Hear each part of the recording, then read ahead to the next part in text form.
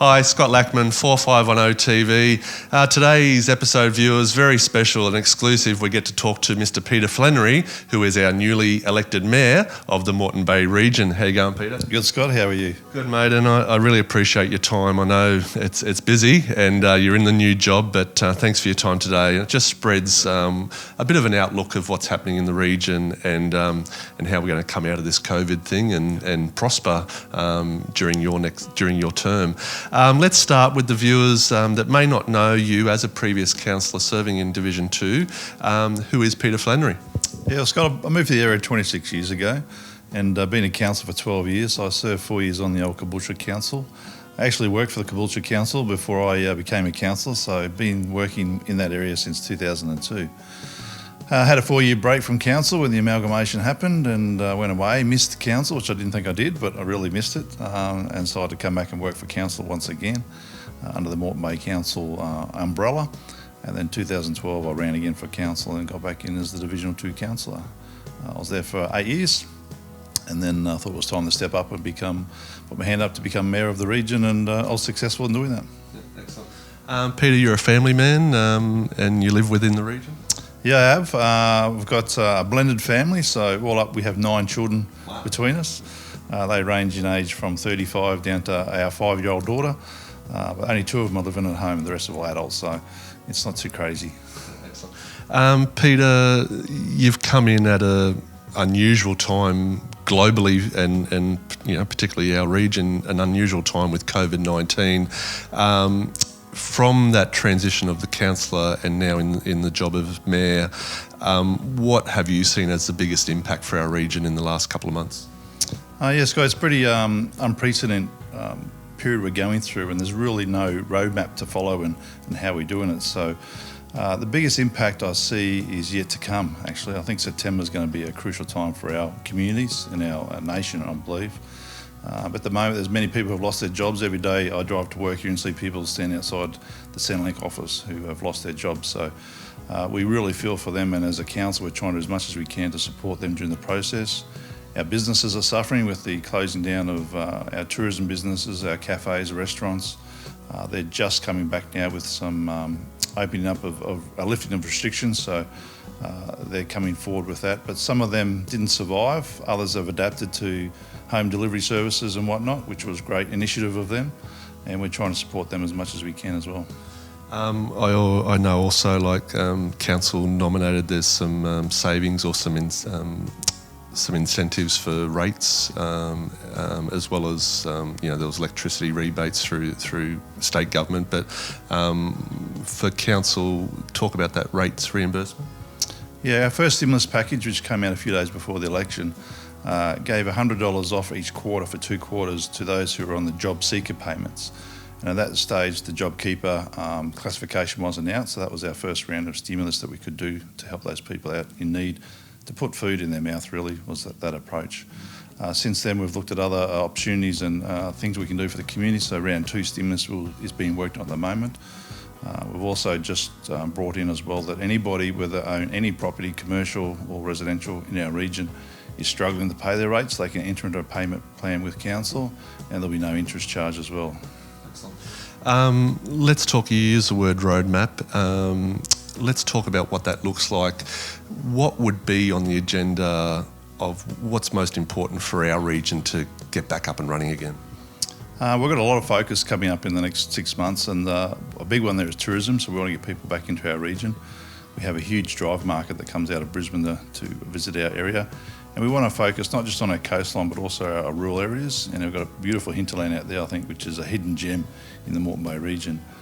So we'll be focusing that on as well. But getting local jobs going again, so we've taken an approach of giving some local businesses, I suppose, the opportunity to get work through council and projects that we're stimulating the economy with. And we've brought in a local policy where local businesses now will get some weighting added to their tender process. Anything under $50,000 will go straight to a local business, as long as they're within the competition realms of the quote. Anything above that then goes through our tender process, but we're going to give extra weighting to local businesses. Yeah, excellent. I like the idea that you mentioned the hinterland. There's always such a focus on the beautiful Moreton Bay as such, which is our coastline, but there is so many hidden gems out in the hinterland, and I know our cameraman Andrew, he likes to road trip, and he'll put a photo of a water hole or something out, Roxburgh or out near Wimmera or out the back of Woodford. They are some beautiful spots, and taking a drive out, it does support a coffee shop or a takeaway as such. Coming out of COVID, personally you mentioned you think August, September is going to be a hard time. Why do you identify that, mate? I believe that's when the federal government's JobKeeper payments will stop. I think that's when a lot of people really feel the crunch, because at the moment they've been able to survive on that JobKeeper payment. Once that stops, and whether the restrictions have been lifted enough to re-stimulate the tourism and the food and cafe industries, that'll be of interest. So we could have another big crunch time coming with us. Hopefully not, but we need to be prepared for that and what we can do to try and help ease people through that process. Again, I'm passionate about Caboolture. I've lived in Caboolture most of my life, and hence the 4510 TV. We try to promote and share good stories happening in the Caboolture region. For our viewers that are specifically Caboolture related, what's on the drawing plans? Is there some big projects or something coming to Caboolture specifically over the next 4 years? Well, recently in the media, I think the Caboolture West area is starting to take off. We've got a number of applications in now, so over the period of time we'll be making decisions on them, but that ultimately will go ahead in some form or another, so it's just managing that to make sure we've got the infrastructure in place to deal with that. We're also looking at other opportunities, because the growth area is the north of our region, with North Lakes and the southern end being really full at the moment, so pressure's on us up there to put the infrastructure into plan for how that growth's going to occur in a sensible and acceptable way for the community. So there's many things that are happening up there at the moment. The Northern Freight Terminal is something that the state government are looking at, so that'll be a fantastic job stimulator as well up in that northern end. And we're just looking at different properties we have up there and what we can do to help stimulate the economy. And with the new CEO, we're looking at making the most use of our land, whether that's through expressions of interest for tourism and that kind of thing as well. So exciting times ahead, I think, for the northern part of our region. Yeah, excellent. I look at the, let's say, the eastern side of the Bruce Highway. There's so much available land for commercial and infrastructure there. And I've always said to people personally, and in my profession as real estate, we're a gateway where, the access to the Bruce Highway, the location north to Sunny Coast, back to the airport or the ports of Brisbane, it makes sense that that's going to be our next growth corridor for commercial and infrastructure. Yeah, I believe so. It's the area that people are moving to now. Our focus is on providing jobs in that area, so we need to work with local industry and local businesses to try and work out where we need to head in the future. We've still got our Petrie Mill site down here that we're working on as an innovation and a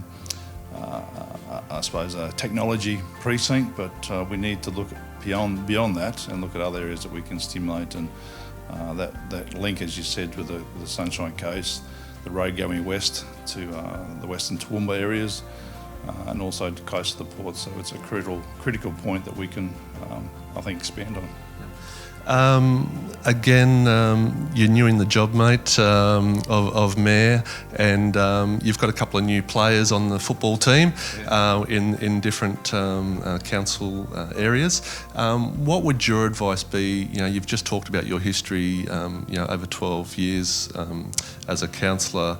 What would your advice be to someone new in the job as in a division councillor? Keep an open mind. They come in with, I think, that what they believe how council operates and works.